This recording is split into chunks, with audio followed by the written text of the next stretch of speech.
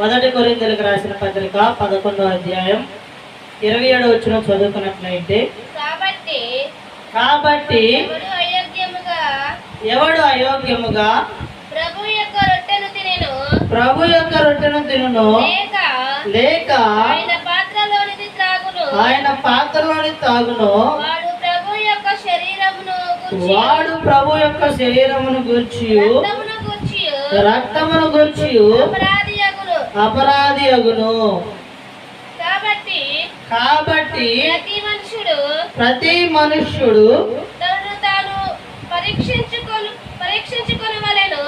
తనను తాను పరీక్షించుకొనవలెను. అలాగు చేసి ఆ రొట్టెను తిని ఆ పాత్రలోనిది తాగవలెను. ప్రభు శరీరమని వివేచింపక తిని త్రాగువాడు తనకు శిక్షా విధి కలగడమే తిని త్రాగుచున్నాడు. ఇందువల్లనే మీలో అనేకులు బలహీనులు రోగులుగా ఉన్నారు, చాలా మంది నిద్రించి. చూడండి ప్రియమైన సహోదరి సోదరులారా, చూడండి ఈ మాటలు కానీ మనం గమనించినట్లయితే చూడండి పౌలు భక్తుడు కొరింథీ సంఘానికి మాటలు తెలియపరుస్తున్నాడు. చూడండి క్రీస్తు చూడండి సువార్త ప్రకటించినటువంటి సమయంలో చూడండి ఆయన సిలువ వేయబడిన తర్వాత చూడండి పౌలు గారు అనేకమైన సంఘాలని నిర్మించారని. రోమిల సంఘాన్ని చూడండి, కొరింథీ సంఘాన్ని చూడండి, గలతీయుల సంఘాన్ని, తెస్సలోనిక సంఘాన్ని, అలా చూడండి కొన్ని సంఘాలను ఆయన నియమించారు. అయితే చూడండి ఆయన నియమించినటువంటి ఆ సంఘం వల్ల అంట ఈ కొరింథీ సంఘానికి చూడండి ఏమని స్పష్టంగా తెలియపరుస్తున్నాడంటే, ఎవడు అయోగ్యముగా ప్రభు యొక్క రొట్టె తిననో లేక ఆయన పాత్రలోనే తాగునో ఏదానండి వాడు ప్రభు యొక్క శరీరమును గురించి రక్తమును గురించి అపరాధి. అంటే చూడండి ఎందుకని ఈ మాటలు కొరింథీ సంఘాన్ని చెబుతున్నాడంటే, కొరింథీ సంఘం అంట దేవుని భక్తిలో నుంచి ఏమైంది తొలగిపోయిందండి. చూడండి కొరింథీ సంఘంలో ఉన్న మనుషులు ఎలాగున్నారంటే, ఇదిగో దేవుని మార్గము నుంచి తొలగిపోయి చూడండి, దేవుని యొక్క భక్తి జీవితం నుంచి తొలగిపోయి చూడండి, లోకములో పాపములో నిండి ఉండి పాపము నుంచి దేవుని యొక్క భక్తి చేస్తున్నట్టుగా వేషధారులుగా బ్రతుకుతున్నారు. చూడండి పౌలు ఈ కొరింథీ సంఘాన్ని చూసినప్పుడు అంటే ఈ కొరింథీ సంఘం ఎలాగుందంట, కొరింథీ సంఘం ఎలాగుందండి, పాపముతో ఎలాగుందంట, పాపముతో నిండి ఉన్నాయి. చూడు ఎలా నిండి ఉందంటే, ఇదిగో సహోదరుల మధ్య ప్రేమ లేదు, చూడండి ఇదిగో వ్యభిచారము, ఇదిగో చూడండి వారి జీవితాలు ఎలాగైపోయినాయి అంటే దేవుడు చెప్పిన ఆజ్ఞల్ని తీసేసుకున్నారు, నడవట్లేదు. చూడండి ఇదిగో క్రమంగా మళ్ళీ వారం ప్రార్థనకి వస్తున్నారు, మిగతా సమయంలో లోకంలో బ్రతుకుతున్నారు. ఎలా ఉన్నారంట, లోకములో నడుస్తున్నారు ప్రియమైన సహోదరి సోదరులు. అందుకనే చూడండి పౌలు గారు అన్నాడు, ఇదిగో అయోగ్యంకి ఎవరైతే ప్రభు యొక్క శరీరాన్ని చూడండి ప్రభు యొక్క రక్తాన్ని ఇదిగో స్వీకరిస్తాడో వారు ఏమవుతారంట, అపరాధి అవుతారంటే. అపరాధి అంటే ఎవరండి, నిరపరాధి అంటే ఏ తప్పు చేయనివాడు. అపరాధి అంటే అనేకమైనటువంటి పాపములు.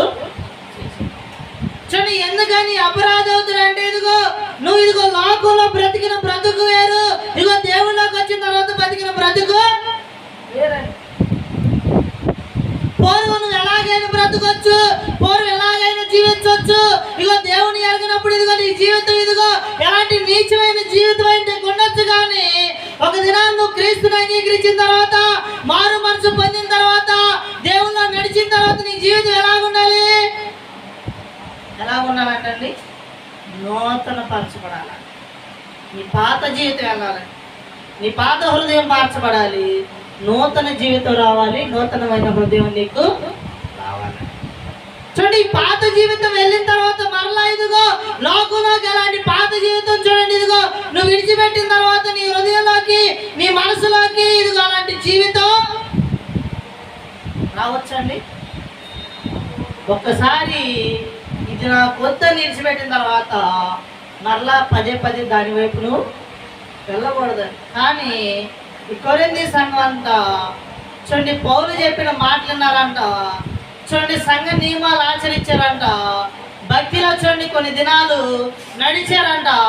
కొంత ఎదిగిన తర్వాత చూడండి వారి జీవితాలు ఏం చేసుకున్నారంట, తొట్టురిల్ల చేసుకున్నారంట, తప్పిపోయారంట. క్రీస్తు మార్గాన్ని విడిచిపెట్టారు, పౌలు బోధన విడిచిపెట్టారు, సంఘ సరిహద్దులు విడిచిపెట్టారు, లోకాన్ని ఎంచుకున్నారు. దేవుని సహోదరి చూడండి, ఎంచుకోవడమే కాకుండా ఏం చేస్తున్నారంట, సహోదరు మధ్య కక్షలతో నిన్ను ఉన్నారంట.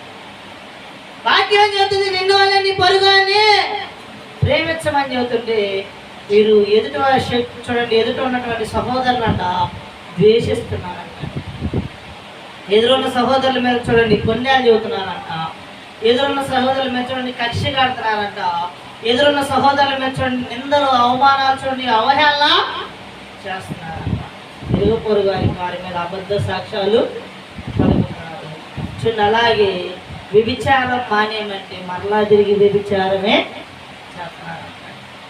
ఎలాగ తయారయ్యారంటే చూడండి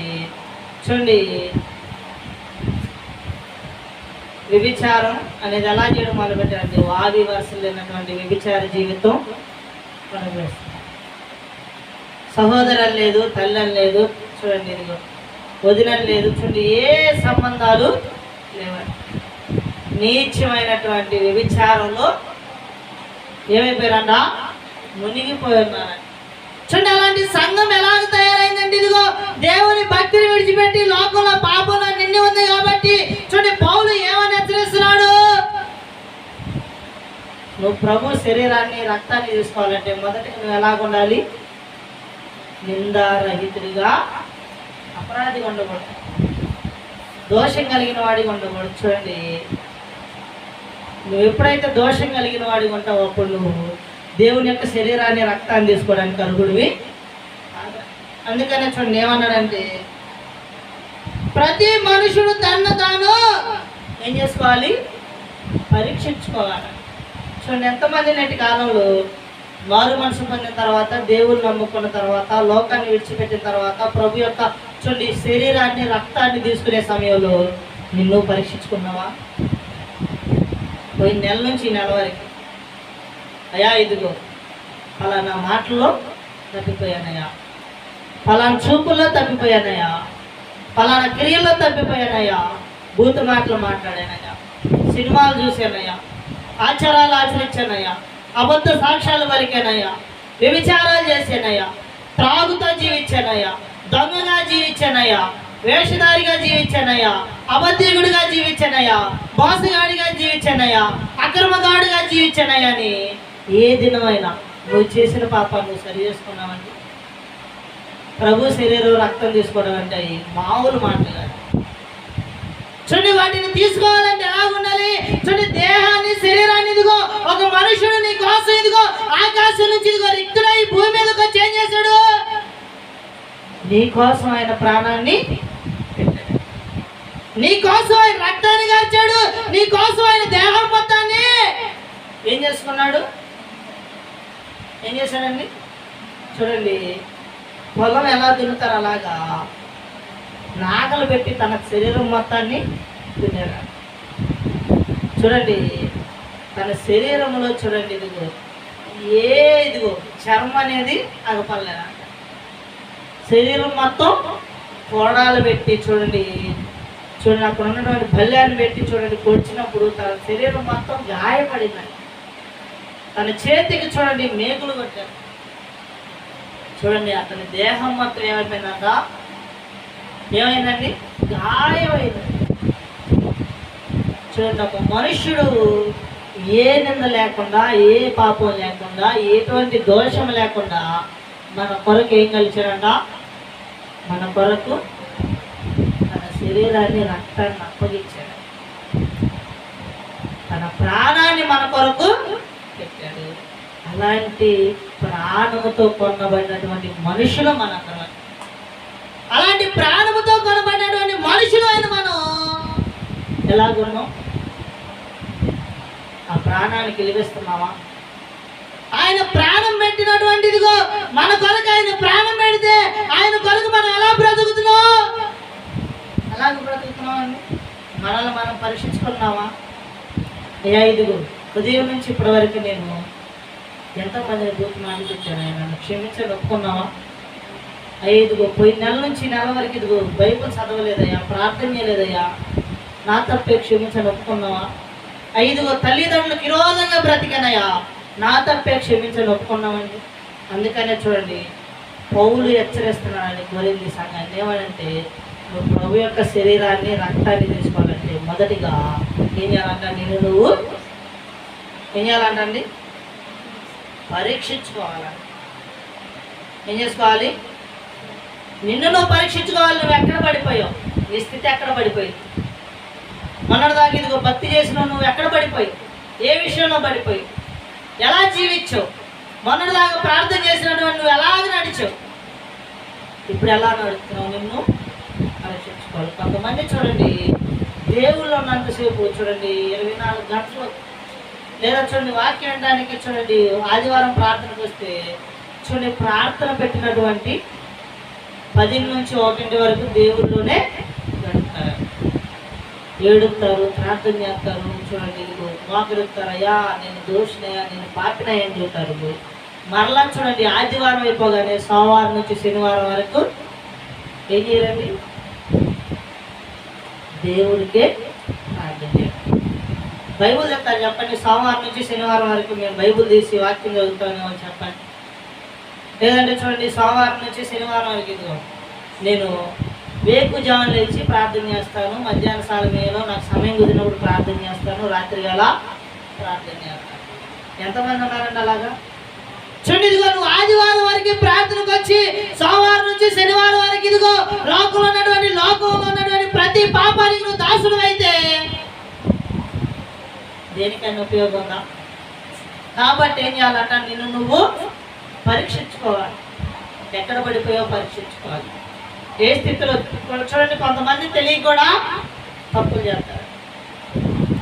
చూడండి అలాంటి తప్పు కూడా నువ్వు దేవుడి సన్నిధికి వచ్చి యోబు గారు అంటాడు, అయ్యా నా కుమారులు ఏదైనా తప్పు చేశారేమో అందు నిమిత్తమే నేను నీకు ఏం చేస్తానంట? దహన బలి అని మనమంట. మన నిమిత్తం అయ్యా నేను తెలిసి తెలియక ఏమైనా పాపం చేసానయ్యా, తెలిసేదాన్ని పాపం చేశాను, ఎక్కడ తప్పిపోయినా అని సరి చేసుకున్నామండి. చూడండి ఒక భక్తుడు దేవుని యొక్క శరీరాన్ని రక్తాన్ని తీసుకునే సమయంలో భలే మాటలు చెబుతున్నాడు. చూడండి మత్తయి సువార్త 26వ అధ్యాయం 21వ వచనం చదువుకున్నట్లయితే,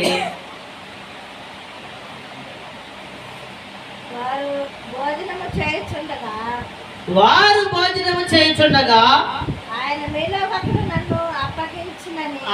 మీలో ఒకరు నన్ను అప్పగించునని మీతో నిశ్చయముగా చెప్పుచున్నాను నేను.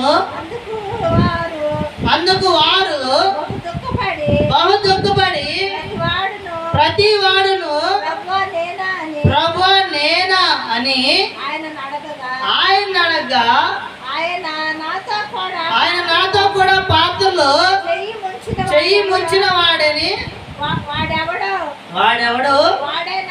వాడే నన్ను అప్పగించువాడు. మనుష్య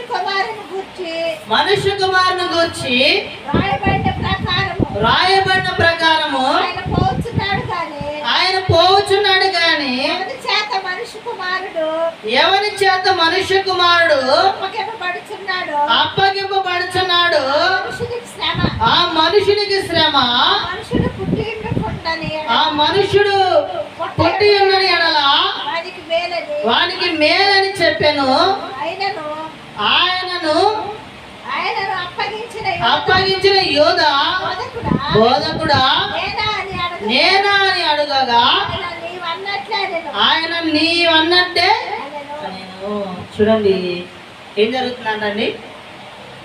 చూడండి సాయంకాలం సాయంకాలం వేళ అంట చూడండి 12 మంది శిష్యులు తీసుకెళ్ళి యేసు ప్రభు ఏం చేస్తున్నాడంట, వారందరిని ఒక చోట చేర్చాడంట. వారు భోజనం చేస్తున్నటువంటి సమయంలో అంట ఈయనేం చేస్తున్నాడంటండి, ఏం చేస్తున్నాడండి చూడండి. వారు భోజనం చేస్తున్నటువంటి సమయంలో ఆయన రొట్టె విరిచి ద్రాక్ష రసాన్ని రొట్టెని వారికి చూడండి. ద్రాక్ష రసాన్ని రొట్టె వేస్తున్నటువంటి సమయంలో అన్నాడంట, అయ్యా ఇదిగో మీలో ఒకరు నన్ను ఏం చేస్తున్నారు, మనుషులకి అప్పగిస్తున్నారు అని చెప్పాడు. చూడండి, మీలో ఒకరు నన్ను మనుషులకు అప్పగిస్తున్నారు అని చెబుతుంటే అక్కడ ఉన్న వాళ్ళందరూ అన్నారు, అయ్యా ప్రభువా నేనా అని 12 మంది అడుగుతున్నారు. 12 మంది నేనా అని అడుగుతుంటే చూడండి యేసు ప్రభు అన్నాడు, అయ్యా మీలో నన్ను ఎవరు అప్పగిస్తారు, వారికి ఏమన్నాడు, శ్రమ అన్నాడు. చూడండి, మీలో నన్ను ఎవరు అప్పగిస్తారో చూడండి, వారికి శ్రమ అంటే అక్కడ ఉన్న వాళ్ళందరూ ఏమన్నారు, నేనా అంటే చూడండి ఇస్కరియోతు యూదా కూడా అన్నాడు, అయ్యా ప్రభువా నేనా అంటే నేనేమన్నాడు, నీవే అన్నట్టు అన్నాడు. చూడండి ఆ మాట చెప్పిన తర్వాత కూడా ఏం కలిగిందంట, యోధాలోకి సాతాను ప్రవేశించిందంట. చూడండి ఆ సమయంలో ఆయన ఏం చేశాడండి,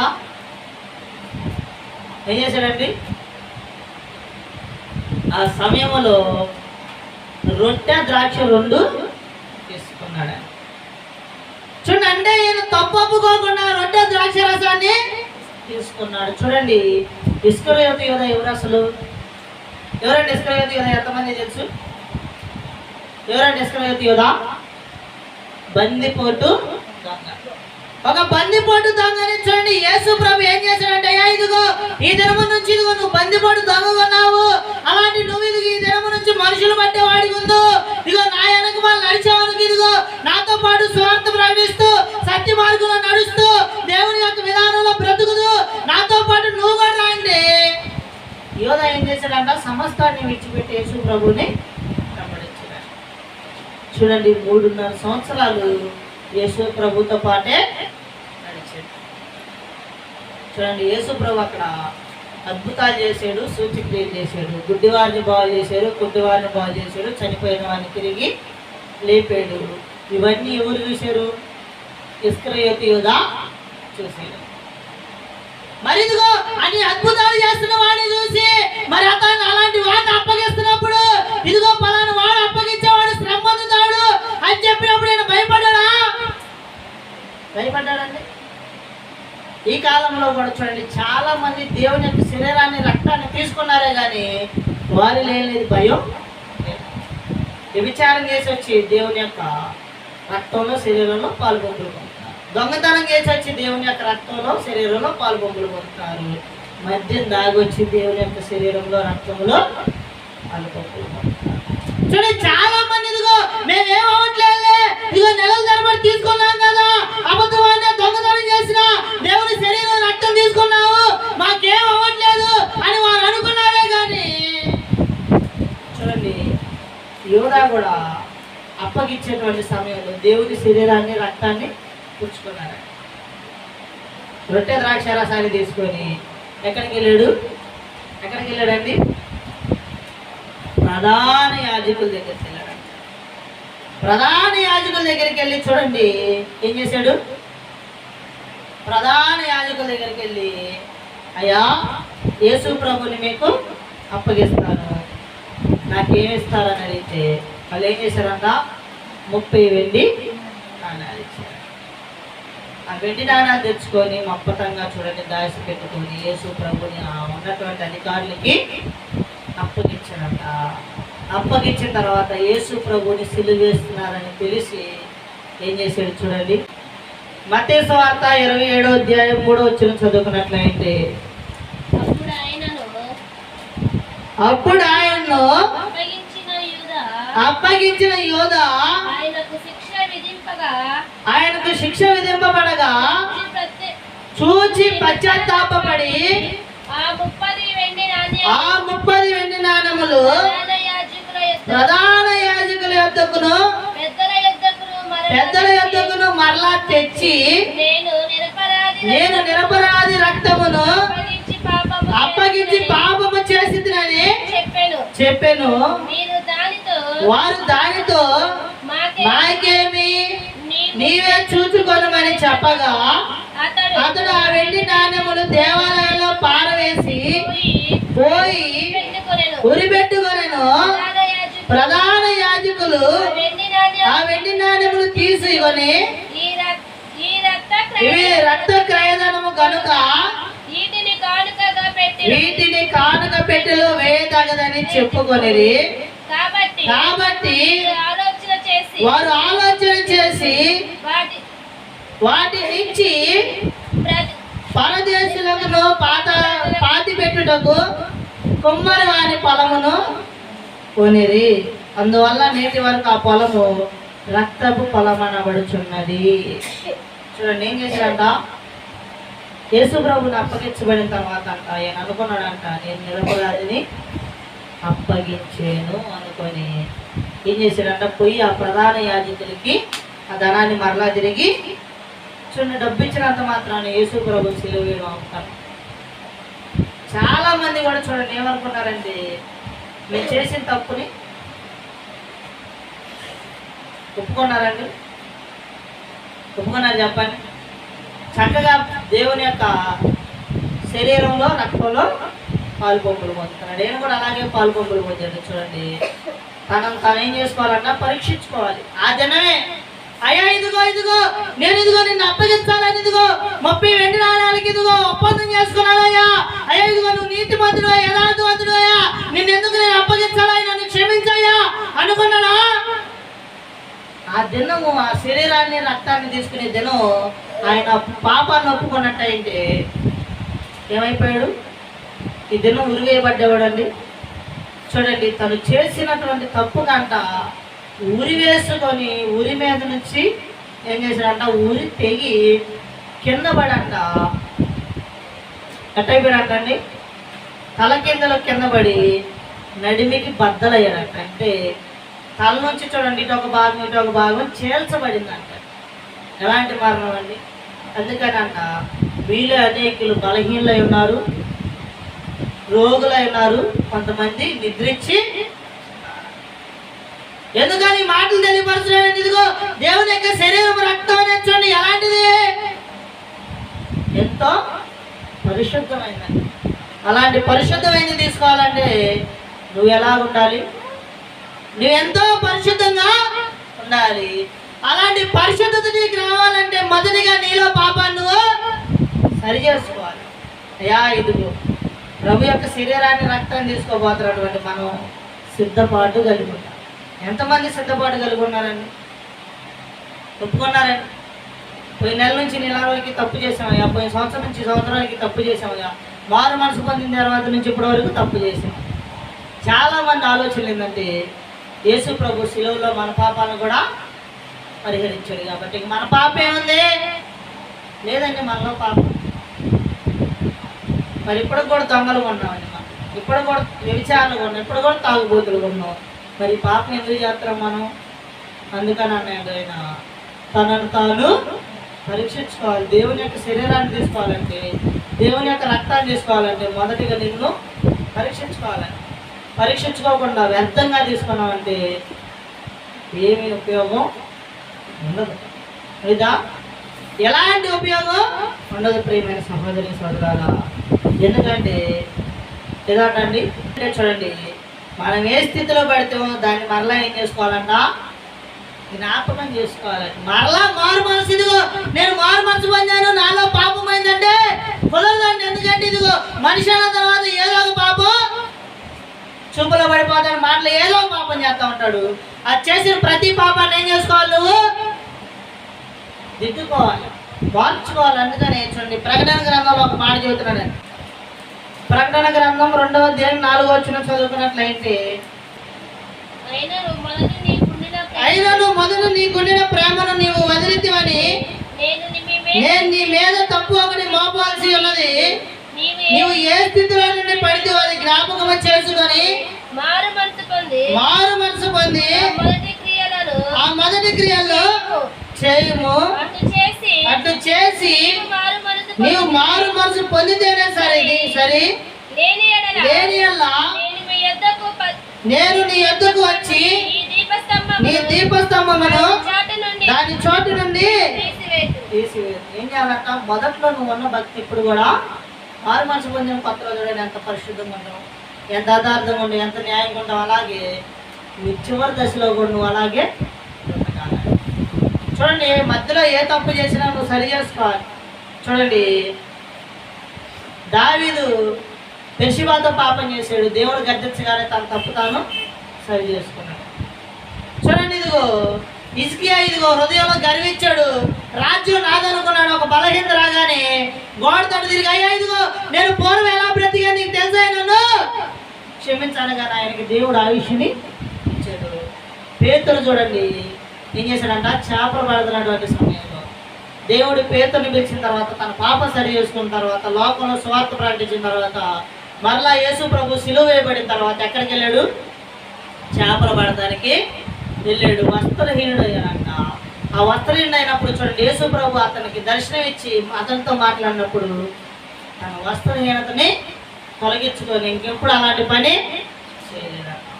మరి వాళ్ళందరూ వారి తప్పులు సరి చేసుకున్నారండి. దేవుళ్ళకి వచ్చి పడిపోయిన తర్వాత కూడా మరలా వారి తప్పులు సరి చేసుకున్నారు. కానీ మనం అలా తప్పు చేస్తానే దేవుని యొక్క శరీరాన్ని, రక్తాన్ని తీసుకోవాలి.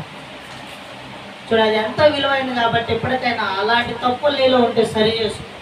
ఎందుకంటే తనను తాను పరీక్షించుకోవాలంట. లేదంటే ఏమవుతారు? బలహీనులు ఏమవుతారంటండి? రోగులు నిద్రిస్తారని. అందుకని ఇస్కరియోతు యోధ చూడండి, ప్రభు శరీరాన్ని, రక్తాన్ని తీసుకునే సమయంలో కూడా తన తప్పు తాను సరి చేసుకోలేదు. కాబట్టి ఏమైపోయాడు? ఉరిదీయబడ్డాడు, నడిమికి బద్దలయ్యాడు. అందుకని ఏం చేయాలంట? ఇదిగో మొదట నీ కొన్న ప్రేమను నువ్వు వదిలింది కాబట్టి ఏ స్థితిలో పడిపోతే అది జ్ఞాపకం చేసుకొని మరలా మారు మనసు పొందితే దాన్ని బట్టి ఇదిగో దేవుడు అంట నీ దీపస్తంభాన్ని దాని చోటే ఉంచుతాడంట. లేకపోతే నీ దీపస్తంభం అనగా నరుని యొక్క ప్రాణం అండి, నరుని యొక్క ఆత్మ. నరుని యొక్క ఆత్మ, నరుని యొక్క ప్రాణం పోతే ఆ శరీరానికి ఎటువంటి జీవం ఉండదు, ప్రాణం ఉంటుంది. కాబట్టి ఆ దీపస్తంభం తీయడమే నీకు వచ్చే మరణం. కాబట్టి అలాంటి మరణం పొందకుండా ఉండాలంటే దేవుని యొక్క చూడండి శరీరాన్ని, రక్తాన్ని తీసుకోబోతే నువ్వు నిన్ను సరి చేసుకోవాలి. అందుకనే చూడండి, ఎప్పటికైనా కానీ దేవుని నామానికి అవమానంగా బ్రతకమా. ఎప్పటికైనా దేవుని నామానికి చూడండి హేళన తెచ్చేవాడిగా జీవించకూడదు. ఎందుకంటే నువ్వేం చేయబడ్డావు? దేవుని రక్తము ద్వారా, శరీరము ద్వారా చూడండి కడగబడ్డావు, పరిశుద్ధపరచబడ్డావు, బాప్తిసం పొందావు, దేవుని సన్నిధిలో నడుస్తున్నావు. కాబట్టి ఇప్పటికైనా నీలో ఉన్నటువంటి అలాంటి చెడు విధానాన్ని తీసేసుకొని యథార్థంగా బ్రతకాలని మనసారా కోరుకుంటూ ఈ చిన్ని మాటలు దేవుడు తన వెనుకల్లో జ్ఞాపకం చేసుకోండి కాక. ప్రతి ఒక్కరికి వందనాలండి.